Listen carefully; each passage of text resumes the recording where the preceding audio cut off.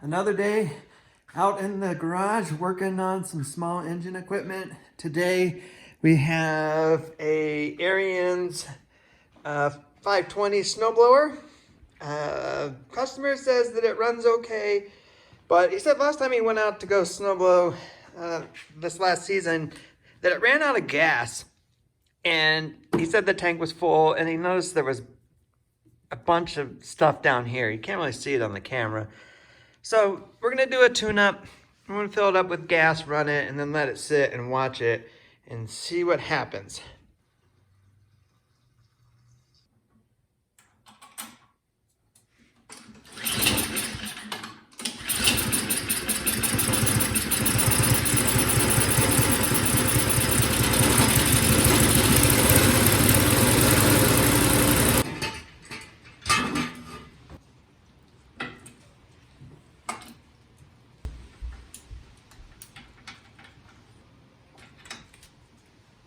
All right, I just found the issue. This is where the carburetor is at.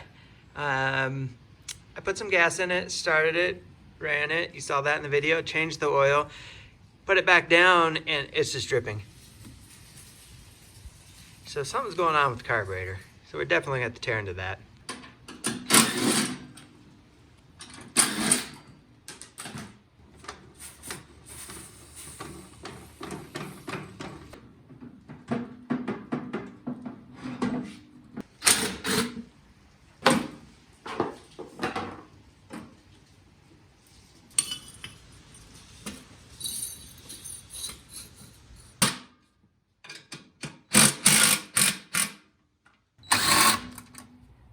All right,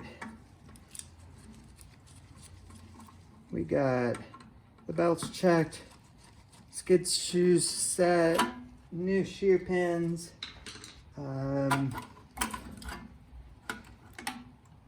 yeah, just regular maintenance stuff. That's all done. So let's see if we can figure out why this thing is dripping gas everywhere. All right, gas is back on. Let's watch it here. Oh, one thing I can already see, the prime line is cracked right here. It's been sitting for a few minutes now, and it's not dripping from the carburetor anymore.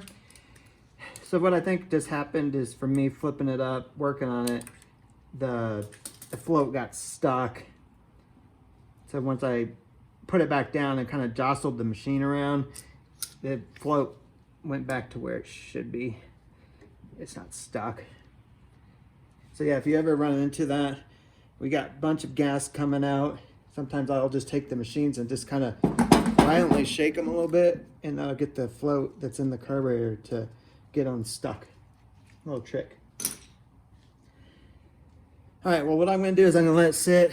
I got it cleaned up pretty good. I'm gonna fill the gas tank up all the way, because he said that it was also seemed like it came from that side. So I'm gonna make sure there's no cracks in the tank, maybe in the seam. Let me show you. Right here, I gotta wipe down the tank pretty good. I spilled a little bit of gas, but I've seen these tanks where the seam is here, the seam busts, and then it leaks from there. So I'm gonna fill it all the way up and then clean everything, and then we're just gonna let it sit, and we'll come back to it a little later and check on it. I went and did some errands. So this sat around for, I don't know, like an hour. You see right there on the prime tube, it's got gas on it. There's gas here.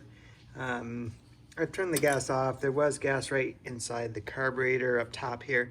So the float is not shutting the gas off in time. So we're gonna pull this carburetor off, and hopefully the float can be adjusted. I also just found that the gas line has a crack in it. Huh. This thing's got all kinds of problems. The only thing is doing the gas line, gotta pull all this off. Oh well.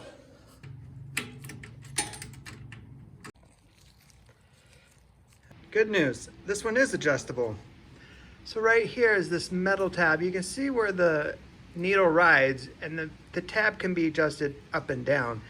In this case, we need to adjust it up, so that way it'll push the needle in sooner, so less gas goes into the carburetor.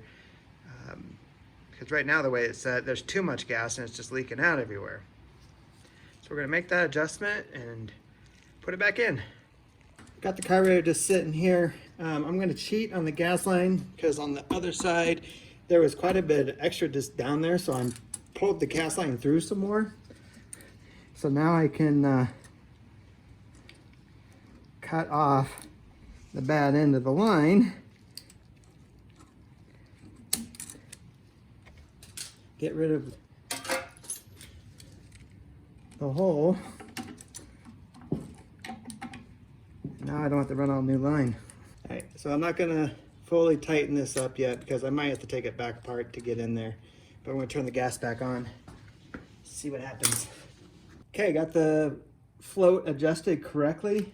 And you may have to do that a few times because if you bend it too much, then not enough gas gets in there. You bend it the other way, then too much gas. So there's a sweet spot that you gotta find. So you might have to take that apart a couple times to get that right. But we're gonna put this back together and we should be done.